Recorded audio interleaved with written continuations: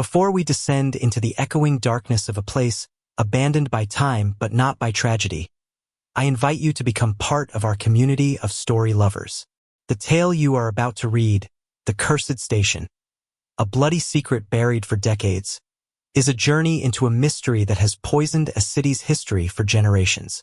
It's a story about how the secrets of the past are never truly buried, and how they can reach out to claim the present. To ensure you catch every clue, every chilling revelation, and every twist in this and future stories, take a moment to hit the subscribe button. It's your ticket to the heart of the mystery, a front row seat to the unveiling of truths long thought lost. Now, hold on tight, the doors are closing, and the next stop is Hollowgate. The city of Crestfall wore its history like a fractured mosaic. Gleaming glass and steel towers, monuments to the city's relentless march toward the future, stood shoulder to shoulder with soot-stained brick relics of its industrial past. But beneath the surface, beneath the hum of traffic and the pulse of a million lives, lay the city's true, dark heart, Hollowgate Station. It was more than just an abandoned subway stop. It was a municipal ghost story, a grand, cathedral-like wound in the city's transit system that had been sutured shut with concrete and silence in 1957. The official narrative, a dry and dusty report citing a geological shift in the underlying bedrock, was a masterpiece of bureaucratic fiction. The real story, the one that slithered through the city's subconscious, was of a curse, a bloody stain that time could not wash away. For Liam O'Connell, the curse felt less like a supernatural phenomenon and more like a reflection of his own life. At 34, he was a journalist in exile, banished from the kingdom of hard-hitting investigative work he had once called home. The ghost that haunted him wasn't spectral but professional. A story about City Hall corruption, built on a source who turned out to be a brilliant pathological liar, had not just been wrong. It had been spectacularly publicly wrong. The retraction he'd been forced to print was a scar on the front page, and the fallout had sent him plummeting from a respected byline to a professional pariah. Now, he languished at a second-rate city blog, writing insipid articles about artisanal coffee shops and the soulless, gleaming developments of men like Marcus Thorne. His talent for digging, for connecting the disparate, damning dots, was atrophying, rusting away like the tracks in the tunnels he was about to enter. The Hollowgate story slithered onto his desk not as a promising assignment but as a piece of morbid city gossip. His editor, a man named Henderson whose journalistic instincts had been surgically replaced with a hunger for clicks and ad revenue, dismissed it with a wave of his hand. Superstitious nonsense, Liam. The foreman was drunk. Tragic, but not a story. A construction worker, part of Thorne Development's massive urban renewal project, had taken a fatal plunge from a scaffolding near one of Hollowgate's sealed entrances. The police report was a single, sterile page. Accidental death. But the whispers on the street told a different tale. The old men in the pubs, the librarians in the dusty city archives, the cynical cops on the night shift, they all knew. The curse of Hollowgate had woken up, and it was hungry. That night, a familiar, long-neglected fire began to smolder in Liam's gut. This was it. Not just a story, but a pattern. Every attempt to reclaim the land around Hollowgate had ended in ruin. A mysterious fire in '68 that bankrupted a hotel developer. A freak flood in '82 that washed out the foundations of a proposed office building. The financial collapse of a shopping mall venture in '95. And now a dead foreman. It wasn't a curse. It was a message.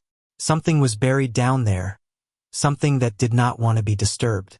For the first time in years, Liam felt the intoxicating pull of a real story, one that could either be his redemption or his final, career-ending mistake. He prepared for his descent like a soldier going into battle. A high-powered flashlight with extra batteries, a sturdy crowbar purchased with the last of his grocery money, a digital recorder, and a healthy dose of fear mixed with adrenaline. The sealed entrance was in a forgotten, derelict corner of the city, an urban wasteland of crumbling warehouses and graffiti-scarred walls. The air itself felt different here, colder, heavier, charged with a static of neglect. A sheet of corrugated steel covered a maintenance hatch, held in place by rusted bolts. The crowbar groaned in protest, but years of rain and rust had weakened the metal's resolve. With a final, wrenching shriek, the hatch gave way, revealing a maw of absolute darkness. Liam slipped inside, and the city above vanished. The silence was the first thing that hit him. It wasn't just an absence of noise.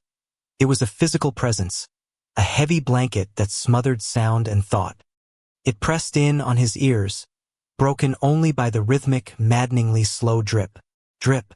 Drip of water from some unseen source, a sound like the station's own failing heartbeat.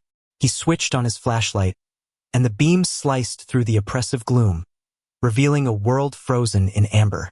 He was standing on a mezzanine overlooking the main concourse.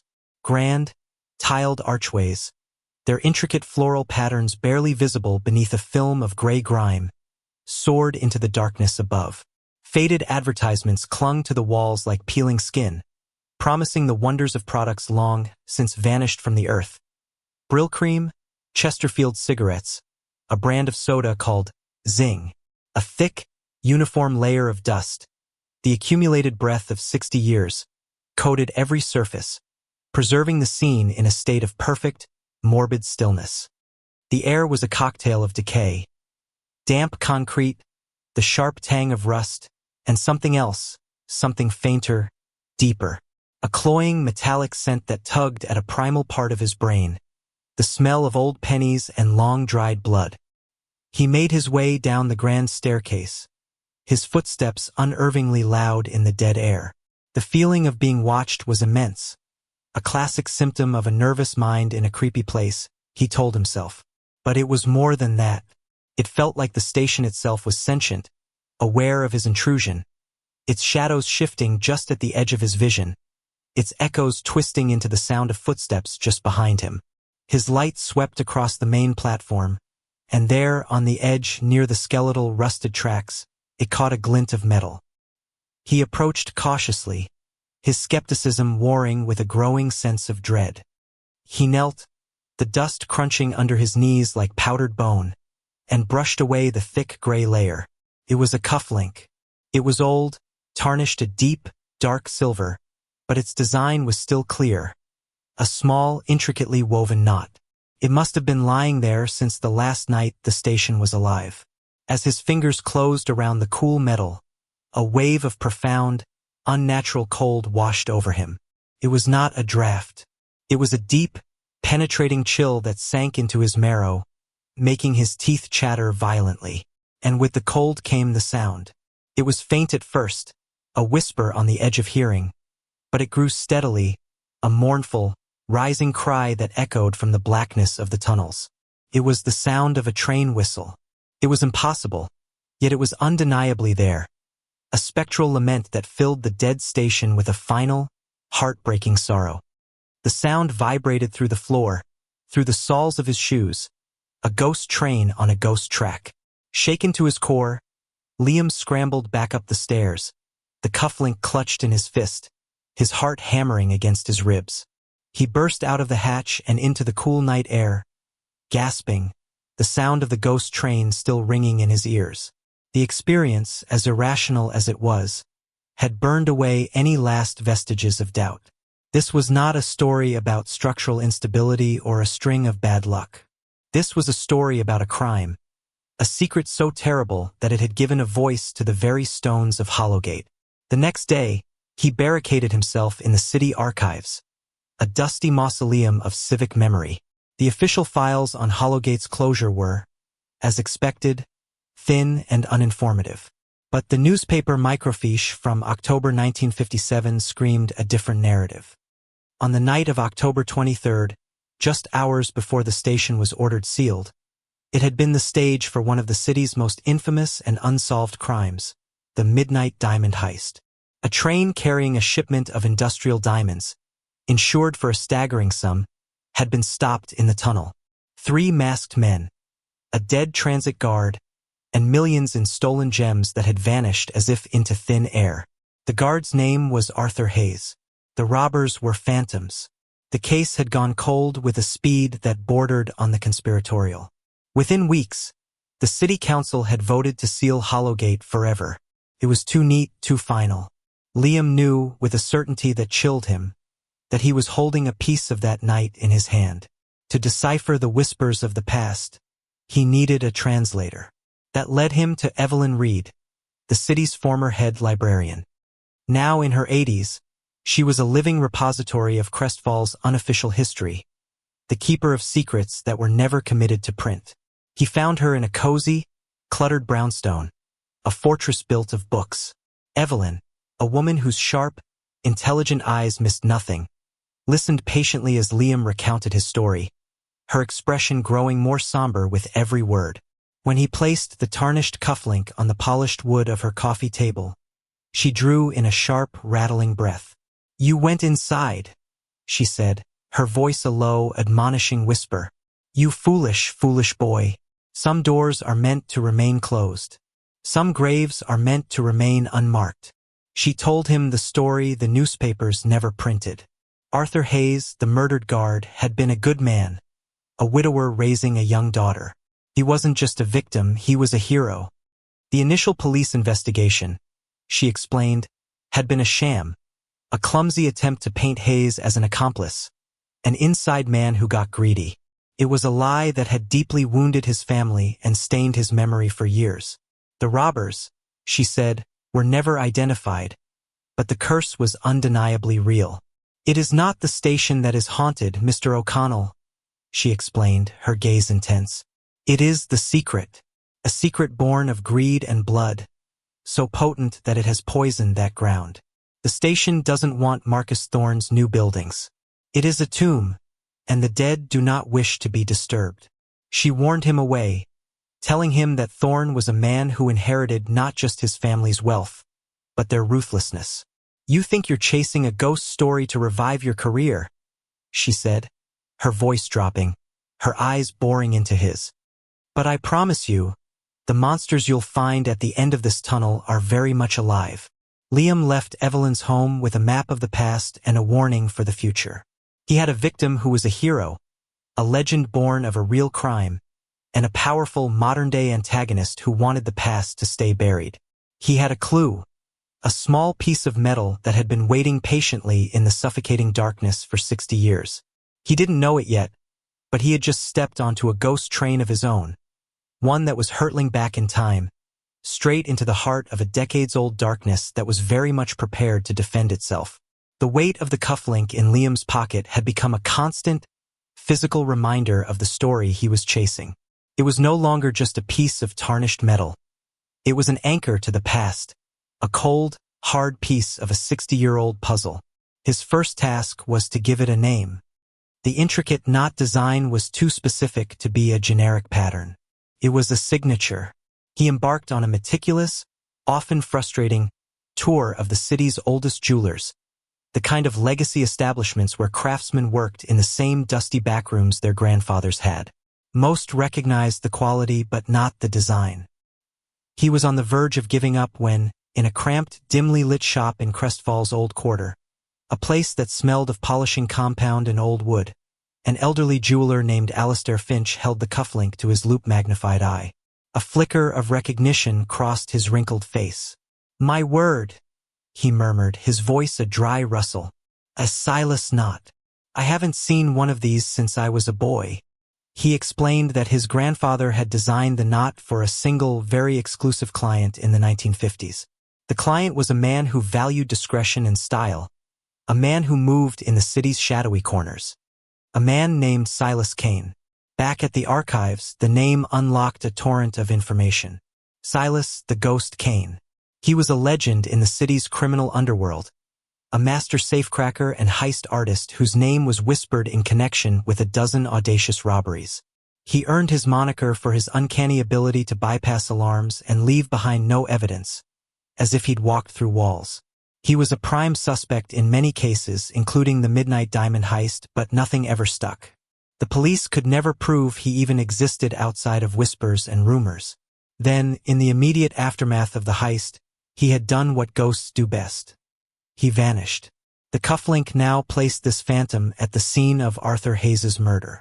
Armed with a name, Liam knew his next step was to find the keepers of the victim's memory. He needed to find the Hayes family. It took a few days of cross-referencing public records, but he eventually found her, Clara Hayes, Arthur's only granddaughter. She was an art restorer, a profession that seemed poetically appropriate, living in a modest but well-kept apartment across the city. When he knocked on her door, he was met with a polite but firm wall of skepticism. Clara was a woman in her late 30s, with her grandfather's sharp, intelligent eyes and a quiet intensity that suggested she had spent a lifetime guarding her family's legacy. The moment he mentioned Hollowgate, the wall became a fortress.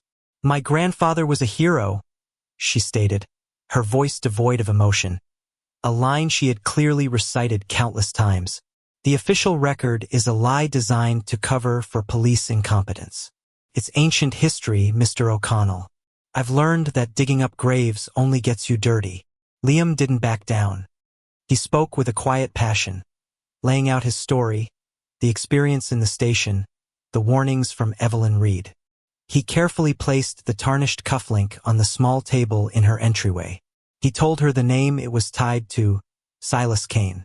"This places one of the city's most notorious criminals at the scene," he urged. "This isn't just about a curse or a dead foreman. It's about finally proving, with hard evidence, what your family has always known. It's about giving him back his name." He saw a flicker of something in her guarded eyes, not just interest, but a deep, weary ache. The buried hope of a family that had been denied true justice for 2 generations. With a sigh of resignation, she stepped aside and let him in. Her apartment was filled with the tools of her trade canvases in various states of repair, the sharp, clean smell of turpentine and linseed oil. In a corner sat a large, dark wood sea chest. "My grandmother was the family archivist," Clara said, her voice softening as she knelt to open it. "She never threw anything away. She believed that one day, the truth would matter." The chest was a time capsule of grief. It was filled with yellowed newspaper clippings, condolence letters, and stacks of official-looking documents. At the bottom was a small, leather-bound box containing Arthur's most personal effects. His service medals from the war, his favorite worn fountain pen, and a small, unassuming work journal. They spread the contents out on her living room floor, a mosaic of a life cut short. For hours, they pieced together the man behind the myth. The journal was mostly filled with the mundane details of a transit guard's life. But in the entries for the week of October 16, 1957, the narrative took a sharp, dark turn. October 18th, that shadow again on the platform at closing. Wears expensive shoes, the kind that don't belong in a subway station. He never gets on a train, just watches. There's a wrongness to it. Something's not right at Hollowgate. October 20th. Saw the shadow talking to 2 roughnecks I recognized from the docks. Package exchanged hands. Too quick to see what it was. I reported my suspicions to Finnegan. He laughed it off. Told me I watched too many movies. October 22nd. Finnegan says it's nothing, but my gut is screaming. The way the shadow moves, like he's not really there. Heard one of the dock guys call him Silas. I've put in to take the late shift tomorrow. I will not let anything happen on my watch. The name hit Liam like a physical blow. Finnegan? Who was Finnegan? Clara sifted through a stack of newspaper clippings and pulled out a faded photo. The caption read, "Detective Michael Finnegan, head of the Midnight Diamond heist investigation." Arthur hadn't just reported his suspicions to some random desk sergeant. He had reported them directly to the lead detective on the future case. And that detective had not only dismissed him but had actively discouraged him from pursuing it. This was the proof Clara had been waiting for her entire life. Her grandfather hadn't stumbled into a robbery. He had walked into it deliberately, trying to stop it, even after being warned off by the very man who was supposed to be upholding the law. The revelation seemed to break a dam within her. The guarded professional was replaced by a granddaughter finally able to connect with her grandfather's courage. She pledged her full support, giving Liam unrestricted access to the family archives. Liam's investigation now had a clear, dangerous focus. But as he began to dig, the shadows began to push back. His first article on the blog was a carefully crafted piece. It detailed the curse of Hollowgate, linking the foreman's death to the string of past disasters, and hinted that the accidents might be masking a deeper, more tangible secret. The day after it was published, the intimidation began. A series of calls to his cell phone from a blocked number, with only the hiss of dead air on the other end. The unnerving feeling of a dark sedan pacing his car on his drive home. Then came the escalation. He found a dead rat on his apartment doorstep, its body still limp. Tucked beneath its paw was a small, neatly folded note. The message was simple and chilling. Some tunnels are best left unexplored. He had no doubt who was behind it. Marcus Thorne. The warnings were a clear sign that his digging was getting too close to something Thorne wanted to remain buried. Liam and Clara, now partners in this dangerous excavation of the past, knew they had to go back to the station. They needed to find the signalman's office Arthur had mentioned, the place where he had observed the unfolding conspiracy. Armed with Arthur's journal and a set of old, detailed transit authority blueprints from the sea chest, they slipped back into the suffocating silence of Hollowgate. This time they moved with purpose. The blueprints revealed a network of maintenance corridors and forgotten rooms that didn't appear on any modern city map. They found the signalman's office, a small, glass-fronted room overlooking the tracks. It was here 60 years ago that Arthur Hayes had watched his own death approaching. As they stood in the cramped space, a profound sense of sadness and respect for the man washed over them. Following a notation in the journal, Clara located a loose brick in the wall. The space behind it was empty, but it was another confirmation of her grandfather's meticulous nature. Deeper in the tunnels, they stumbled upon a makeshift camp empty bean cans, the charred remains of a small fire, a filthy, tattered blanket. Someone had been using these tunnels as a shelter, and recently, as they were examining the site, a noise echoed from the far end of the tunnel, the sharp scrape of a boot on concrete. They instantly killed their flashlights, their breath catching in their throats. Heavy, deliberate footsteps were getting closer. They flattened themselves into a dark recess in the tunnel wall, the cold, damp stone pressing against their backs. A figure strode past, the powerful beam of his flashlight cutting a clean, white path through the darkness. He wore the uniform of Thorne's private security. Thorne wasn't just sending warnings. He was actively patrolling the abandoned station. What was he so desperate to find or to protect? After the guard had passed, they retreated, their nerves frayed. They took a different route out, following a winding maintenance corridor. In a small, damp storeroom, their flashlight beams caught something on the wall. Scrawled in what looked like faded white chalk, in large, block letters, was a single word: Finnegan, the name of the lead detective, written on a wall in a hidden part of the station. It wasn't a clue. It was an accusation, a message left by a ghost. The conspiracy had just grown deeper, darker. Finnegan wasn't just a negligent cop. He was a part of the crime. The sins of the grandfathers, Liam realized, were casting a long and deadly shadow. He was no longer just chasing the ghost of Silas Kane. He was on the trail of a corrupt detective, a path that was leading him directly into a confrontation with Marcus Thorne, a man who, Liam now suspected, was not just protecting a construction project, but a bloody, foundational lie upon which his entire family's empire was built. The name Finnegan, scrawled in chalk, was a silent scream from the past. It transformed Detective Michael Finnegan from a peripheral figure of negligence into a central suspect. For Liam and Clara, the investigation now had a clear, corrupt compass.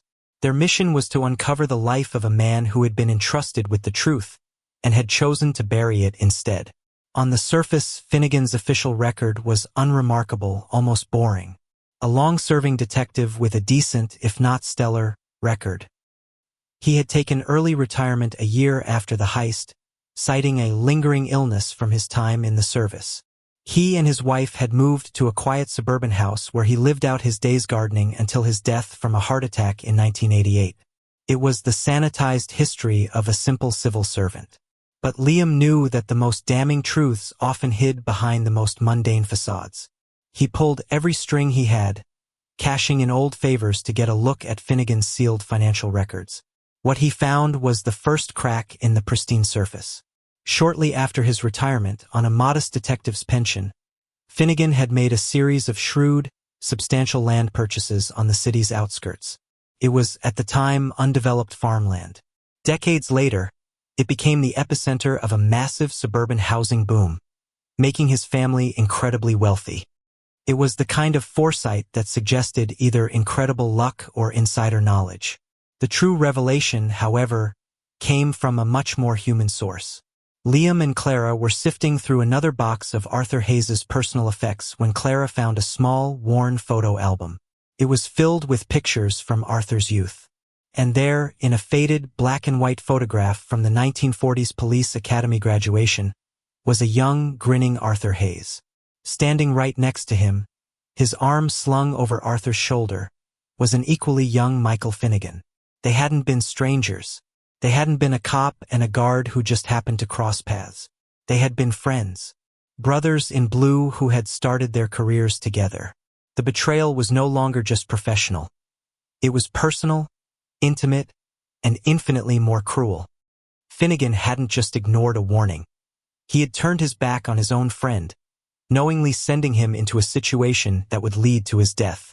The question was no longer if Finnegan was involved, but how. Had he been blackmailed? Or was he an active participant, a wolf in sheep's clothing?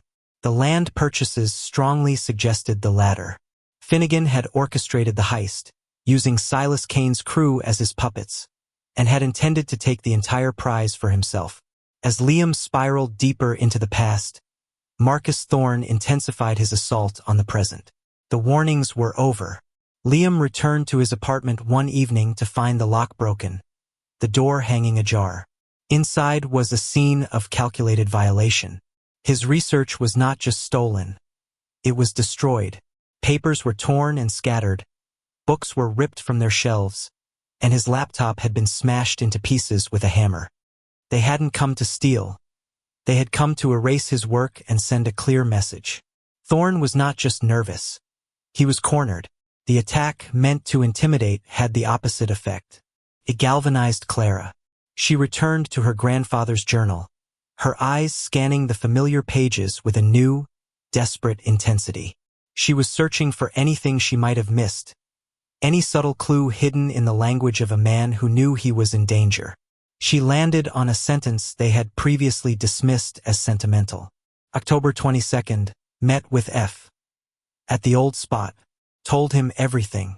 He gave me his compass for luck. The old spot was a diner they used to frequent. But the compass, it was such a specific, odd detail. My grandmother mentioned it once, Clara said, a sudden urgency in her voice. She said Arthur carried it everywhere in those last few days. She thought it was a symbol of their friendship, a friendship she never knew was a lie.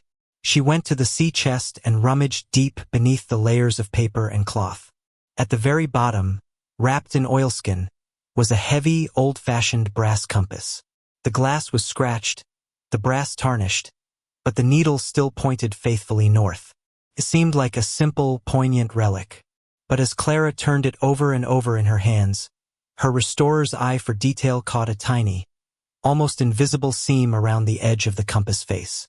It was not a solid piece.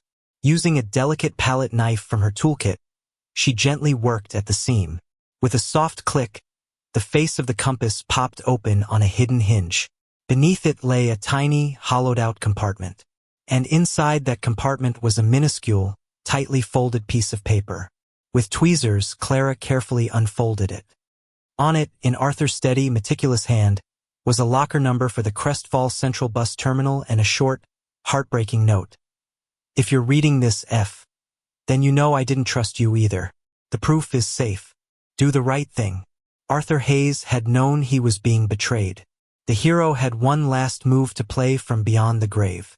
The feeling in the room was electric. They had found it. The insurance policy. They raced to the bus station, a chaotic, grimy place that seemed to have changed little since 1957. They found the block of old, rusted lockers in a disused, forgotten wing of the terminal. The number from the note was still barely visible beneath layers of rust and grime. Liam, his heart pounding, used the crowbar. shielding his work from the indifferent-looking passers-by. The locker door groaned open with a shriek of tortured metal. Inside sat a small, dust-covered metal box. It was surprisingly heavy. With trembling fingers, Liam pried it open. It was not filled with documents. It was filled with the unmistakable, rough, crystalline shapes of uncut diamonds. A small fortune, glittering in the dim light. But beneath the diamonds, there was something else. A single 5-inch reel of audio tape. Finding a machine to play it was a challenge. Liam had to call in a major favor with an aging audio technician at the city's main newspaper. They huddled together in a small, soundproofed editing booth, the air thick with the smell of old electronics and anticipation. Liam threaded the fragile tape. The technician hit play. The hiss of old tape filled the room, and then, a voice. It was Arthur Hayes, his voice low and urgent, the sound crackling with 60 years of silence.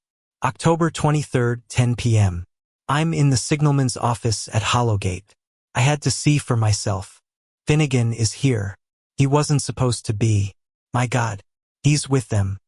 With Silas and the other two. I can hear them through the vent. He's walking them through the plan. My God, Mickey, it's you. You're the one behind it all. He's planning to double-cross them. He just told them the meet point is the East Tunnel after the job. But he told me he'd have a police unit waiting there. He's setting them up to be killed. To take the diamonds for himself. The voice on the tape was choked with fear and the raw pain of betrayal. Arthur continued, his words a frantic whisper, describing the entire conspiracy. He explained that he had managed to grab a handful of the diamonds from an unsecured bag as proof before retreating to his hiding spot to make the recording. The tape ended abruptly, with the sound of a nearby door creaking open, followed by Arthur's sharp, terrified gasp. The truth was out. It was more horrifying than they had ever imagined. Finnegan wasn't just complicit. He wasn't just a beneficiary. He was the fourth man, the mastermind. He had been there in the station on that fateful night. He had likely been the one to pull the trigger on his own friend. And Marcus Thorne? He was the heir to this bloody enterprise. The Thorne Development Empire had been founded on the diamonds Arthur Hayes had secured. But the bulk of the shipment, the real prize, had been lost when Silas Kane, realizing the double-cross, had vanished into the tunnels. The massive construction project at Hollowgate was a lie. It was a treasure hunt. Thorne was using millions of dollars in equipment and manpower as a cover to excavate the station and find his family's lost fortune. The bloody secret was the foundation of his family, and Liam now held the proof that could bring it all crashing down. But in doing so, he had cornered a very dangerous man. The endgame was no longer a question of if, but when. And the final confrontation would take place on the same haunted ground where the secret was first buried. The voice of Arthur Hayes, captured on a fragile ribbon of magnetic tape, was more than just evidence. It was a ghost's testimony. In the sterile quiet of the editing booth, the weight of that testimony settled upon Liam and Clara, a chilling, suffocating presence. They now possessed a truth that could shatter one of the city's most powerful families, a truth that had been buried for 60 years under layers of concrete, lies, and blood. But holding a weapon and knowing how to wield it were two vastly different things, especially when their target was a man as ruthless and well-connected as Marcus Thorne. Liam knew, with the cynical certainty of a seasoned journalist, that he couldn't simply walk into a police precinct. The Thorne family's influence was not a blunt instrument. It was a vast, intricate network of roots that had grown deep into the city's bedrock over 2 generations. Political favors, judicial appointments, philanthropic donations that doubled as loyalty payments, the Thorne legacy was an ecosystem of power. Handing their explosive evidence to the wrong captain or district attorney would be like handing a match to an arsonist in a library. The tape would disappear, and so would they. His strategy had to be absolute. He would write the story of his life, a comprehensive, multi-part exposé that laid out the entire conspiracy, from the initial heist to the modern-day cover-up. He would fortify it with every piece of evidence. The cufflink, the journal entries, the financial records of Michael Finnegan, and the bombshell audio recording. Then, he would prepare it for a simultaneous digital release across a dozen platforms, national news outlets, whistleblower sites, international journalism consortiums. He would create a digital firestorm so vast and so immediate that Thorne's network of influence would be incinerated before it could react. They retreated to a secure, anonymous office space loaned to them by a trusted former editor of Liam's, a man from his glory days who still believed in the power of the truth. They worked in a state of heightened, paranoid alert, subsisting on stale coffee and the nervous energy of the hunted. Clara, with the meticulous patience of an art restorer, worked on cleaning, digitizing, and backing up the fragile audio reel, preserving the ghost's voice for the world to hear. Liam wrote with a feverish intensity, the words pouring out of him, the complex, 60-year narrative taking shape on his screen. Their reconstruction of that night became clearer, sharper. Finnegan, the criminal mastermind in a detective's badge, had used Silas Kane and 2 hired thugs to execute the heist. Arthur Hayes, a man of unwavering integrity, had become the unexpected wrench in the gears of his corrupt machine. The confrontation in the station must have been chaotic. They now believed that when Arthur confronted his friend, it was Finnegan himself, in a moment of panic and cold fury, who fired the shot that killed him. In the ensuing chaos, Silas the Ghost Kane, a survivor above all else, must have realized the double-cross. He likely grabbed a single bag of diamonds, all he could carry, and used his intimate knowledge of the city's underbelly to melt into the station's labyrinthine tunnels, escaping Finnegan's trap and vanishing with a portion of the prize. This explained everything. Finnegan was left with a dead friend, a failed setup, and only the small pouch of diamonds Arthur had managed to secure as evidence. This was the seed money, the handful of bloody stones upon which the Thorne real estate empire was built. But the motherlode, the vast majority of the stolen gems, was still down there, lost in the darkness of Hollowgate. This was Thorne's obsession. The multimillion-dollar redevelopment project was the most expensive and elaborate treasure hunt in the city's history. Thorne was using excavators and construction crews as his personal recovery team. The foreman's accidental death was likely an execution, a warning to his own crew to keep their mouths shut. The curse was his smokescreen. As Liam was putting the final, damning touches on his article, an encrypted email appeared in his inbox. The sender was anonymous. The subject line was a single word: legacy. The email contained only one attachment: a high-resolution scan of a single page from a leather-bound journal. The handwriting was imperious and elegant. The ink faded, but the words sharp and cold. The entry was dated October 30th, 1957. He failed. The fool let the ghost slip through his fingers with the prize. And he left a witness, a loose thread that had to be cut. Now I must clean up his pathetic mess. The station holds too many secrets, too many liabilities. It must be sealed, the ground consecrated with silence. The fortune is lost for now, but the foundation has been laid. We will build an empire on that handful of stones, and one day we will reclaim what is rightfully ours. The entry was not signed, but the voice, arrogant, calculating, and utterly ruthless, was not that of a common detective. Liam forwarded the scan to Evelyn Reed. Her reply was almost instantaneous. Liam, I recognize the stationary crest. It's from the personal office of the 1957 City Council President, Alastair Thorne. Alastair Thorne, Marcus Thorne's great-grandfather. Michael Finnegan's powerful father-in-law. The conspiracy snapped into its final, horrifying shape. It was not a cop's greedy scheme. It was a political dynasty's founding crime. Finnegan had been the instrument, the violent hand, but Alastair Thorne had been the true architect, the cold, brilliant mind pulling the strings from the heights of city power. It was his political influence that had crushed the investigation, his executive order that had sealed Hollowgate, his chilling ambition that had envisioned an empire built on murder. Just as this final piece slammed into place, Liam's burner phone rang. It was a blocked number. He answered, his hand trembling slightly. The voice that came through the speaker was perfectly calm, cultured, and laced with the casual menace of absolute power. It was Marcus Thorne. Mr. O'Connell, Thorne began, his tone almost conversational. It seems we have a great deal to discuss. You have some items that belong to my family. A recording, a small box of stones. And I, in turn, have something that belongs to you. A cold dread washed over Liam, paralyzing him. What are you talking about? Clara Hayes, Thorne said, his voice dropping an octave. She left your little bunker to get coffee. A moment of carelessness. I, on the other hand, am never careless. I'm at Hollowgate Station, Mr. O'Connell, on the main platform. You will bring me the tape, the diamonds, and every last note and file of your research. You will come alone. If I see so much as the flicker of a police cruiser's lights, Ms. Hayes will become a permanent and tragic addition to the station's legend. The line went dead. The panic was a physical blow, knocking the air from his lungs. But beneath it, a cold, hard fury began to crystallize. Thorne had made the final, fatal mistake. He had made it personal. Liam looked at the evidence spread before him, the key to destroying Thorne. Now it was a ransom. He had no choice. He made one last, desperate call. Evelyn, he said, his voice tight, controlled.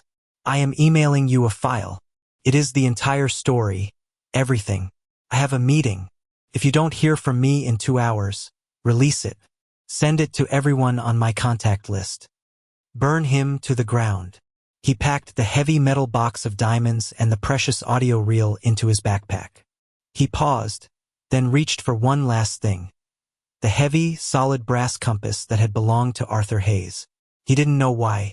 A memento, a talisman, a weapon, anything.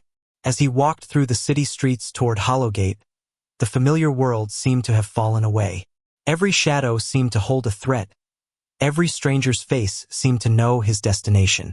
He was walking into the family crypt, a tomb where 2 generations of Thornes had buried their sins.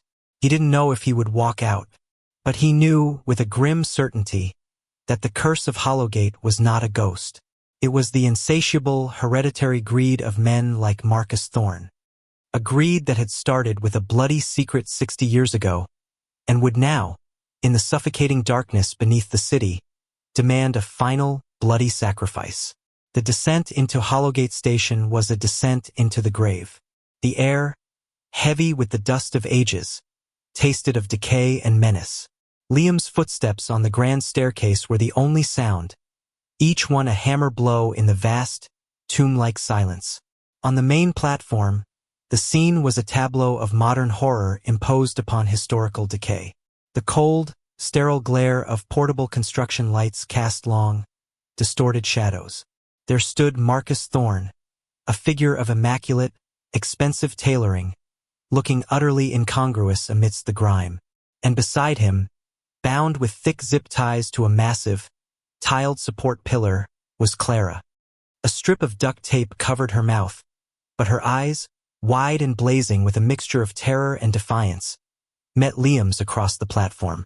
Thorne was flanked by 2 men, large and impassive, their dark security uniforms a stark contrast to his bespoke suit.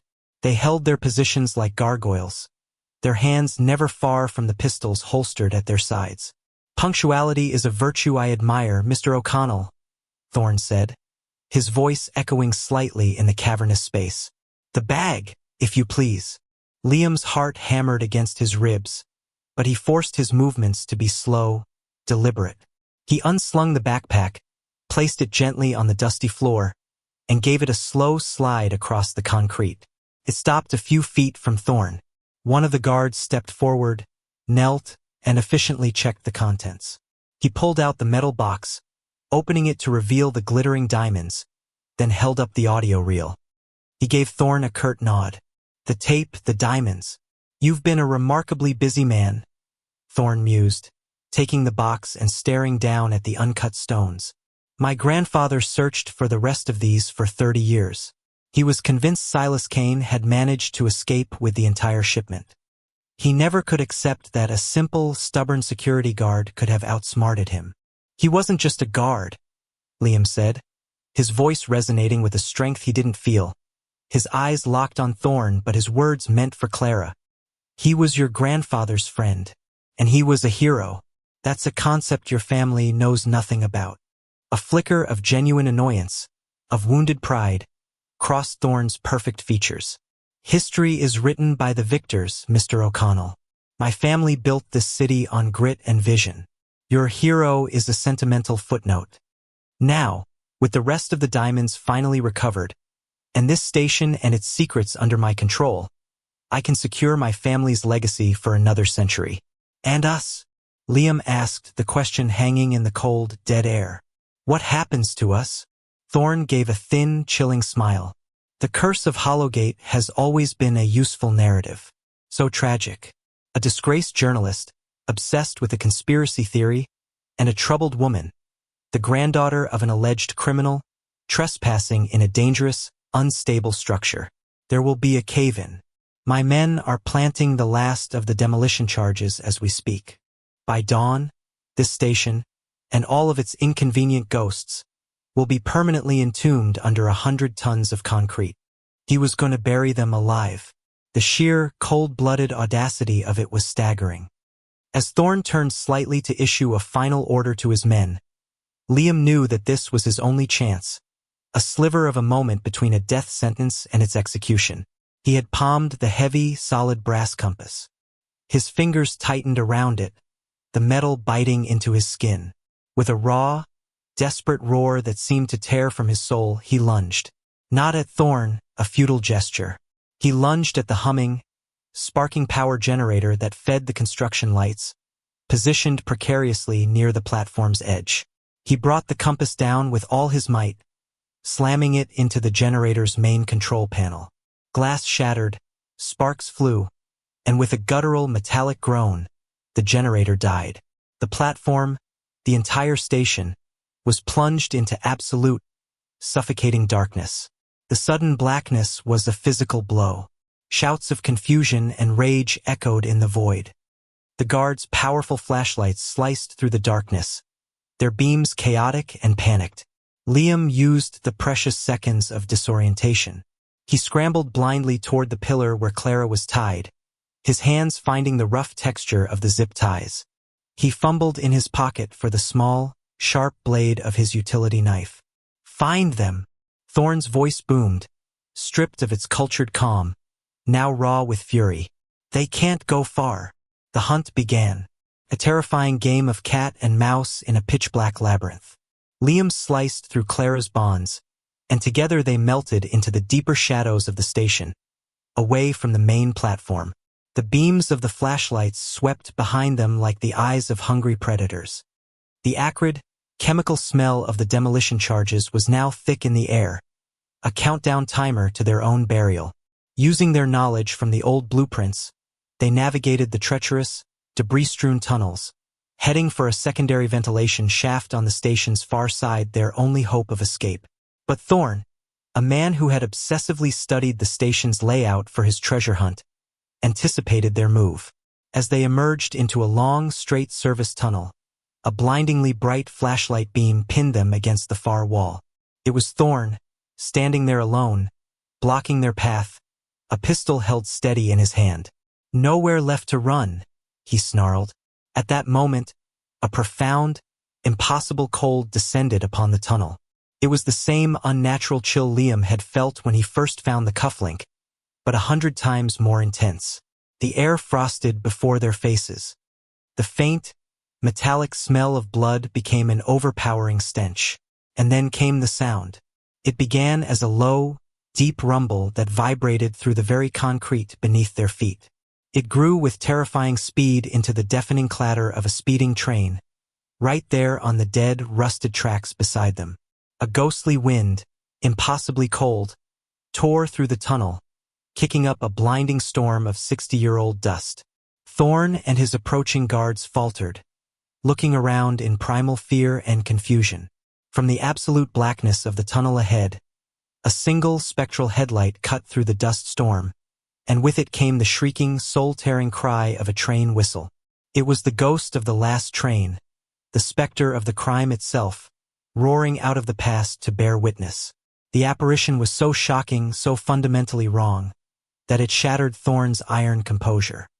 For a single, fatal second, his head snapped towards the impossible light, his gun wavering. It was the only opening Liam would get. He charged, tackling Thorn with the full force of his body. They slammed into the ground together, the pistol skittering away across the concrete floor. The spectral train roared past them, its ethereal carriages washing the tunnel in a cold, shimmering blue light, its whistle a final, triumphant scream. And then, as quickly as it had appeared, it was gone, its rumble fading into an absolute, ringing silence. The guards, utterly spooked by the paranormal event, were momentarily paralyzed. It was just long enough for a new sound to cut through the silence from high above the distinct, rising wail of police sirens. Evelyn had released the storm. The fight was over. Thorn, his face a mask of utter disbelief and impotent rage, was swarmed by tactical officers as they flooded the station. In the aftermath, Liam's story detonated in the city's consciousness. The Thorn dynasty, a monument to 60 years of lies, crumbled into dust. The corruption, the murder, the cover-up, it all came pouring out, a torrent of truth that cleansed the city. Arthur Hayes was posthumously awarded the Crestfall Medal of Honor, his name finally and irrevocably cleared. Clara, her family's legacy restored, established a foundation in his name to support the families of fallen officers. Months later, the city council, in a unanimous vote, declared Hollowgate Station a historical landmark. It would not be demolished. It would be restored, a museum dedicated to the city's complex history. Liam and Clara stood together on the newly cleaned platform, the grand archways now illuminated by warm, respectful lighting that chased away the last of the shadows. The air, once heavy with sorrow, felt light, peaceful. In a central glass display case, next to Arthur Hayes's gleaming medal, sat a single tarnished cufflink shaped like an intricate knot. "He can finally rest," Clara said softly, her hand finding Liam's. Liam nodded, his gaze traveling down the tracks into the clean, well-lit tunnel. No more ghosts. But as the words left his lips, he could have sworn he heard it, carried on the faintest whisper of a breeze from the deepest part of the tunnel, the last, fading echo of a train whistle. It was not a sound of sorrow or of warning, but a sound of farewell. The station was finally quiet. The curse was broken. The truth had finally come home.